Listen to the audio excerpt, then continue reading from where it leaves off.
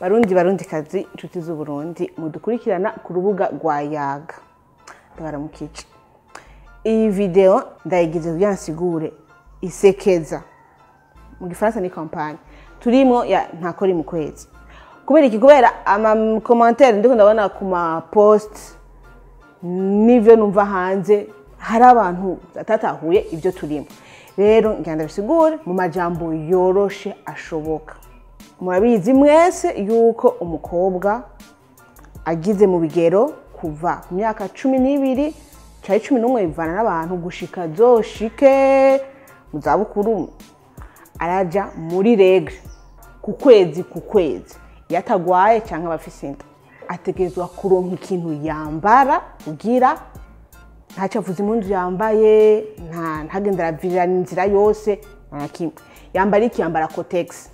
Sawa Cotex musanzwe ni abantu bazi iyo terme ni abantu bazi ariko Cotex ni marque ni nkakuvuga ati imodoka ya Toyota canke Nissan. Donc twanditse muri Yaga ngo serviette hygiénique. Twanditse serviette hygiénique hari abantu benshi niko tutagize ama statistiques batahuye papier hygiénique. Ntabwo ari papier de toilette tuko turagirira campagne ni Cotex.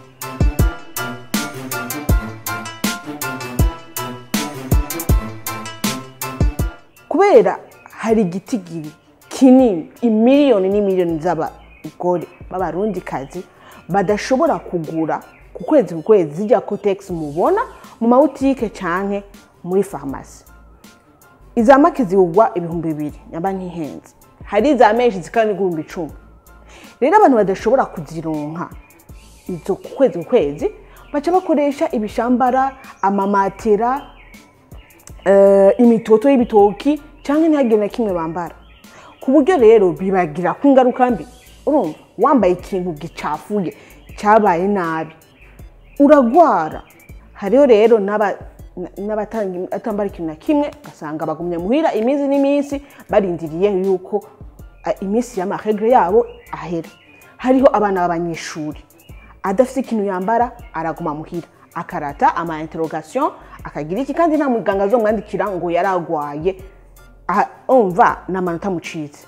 Umva ni kibazo ki cega abantu benshi babaho. Si ikintu ushobora kuvuga ngo ndigije inyuma ngo rero ngo nimura mwiyungunganye ngo ubwo butinyanka ngo muzobureke ngo muzoze murajeyo ngo kabiri mu mwaka ngo canke iki oya ntibishoboka.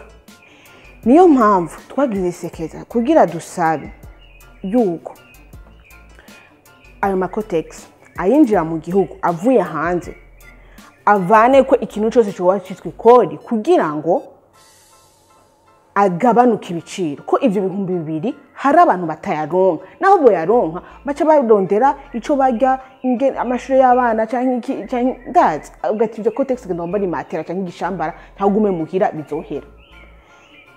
Hari abantu rero banze ku makomantere ngo ivyo bintu ngo none mushaka ngo igihugu gihombe twebwe natudushaka igihugu cacu gihombe. Ubunye mu Burundi hariho amashira hamwe asigaye akora ama serviette hygiénique ama Cotex yo mu Burundi basi serviette hygiénique ndakire kubivuga. Hariho Dacia hariho Kirezi hariho nde bishobotse leta mu bushikiranganje bujerwe bashaka kwimvira bati tugurire bajya tuze turaziha abantu aho nikora. Kubera iki hariho abantu bashobora kuzigurira. Urumva hari abagore bafite amahera babona kwiyumvira amahera makeya n'abandi bashobora kubona amahera ko badashobora kuyaronka. Nico gituma tuko turagira iyi sekeza. Twavuze ati hari imisegeteri iratwangwa kwa gusa ubukingirizo preservative buratangwa kwa gusa. Kubera iki hatokwigwa ingene amakotex atangwa kwa gusa mu bantu bazikeneye no kuvuga nko mu ma interna canke mu bandi bagore badashobora kuzigurira. Ntibisigura ngo ntizosaba kugurishwa ngo abantu bahora bicamwe amahera ntibazobicamwe amahera kubera nari n'imisegetera canke ama preservative arabandanya gurishwa mu pharmacie ariko hari ababironka kwa gusa babikeneye. Rero mu vyumve ntabwo ari papier hygiénique ni serviette ni Cotex turavuga kugira zironke abagore n'abakobwa benshi bashoboka. Mudufashe rero guhimiriza kugira ababijijwe bavyumve.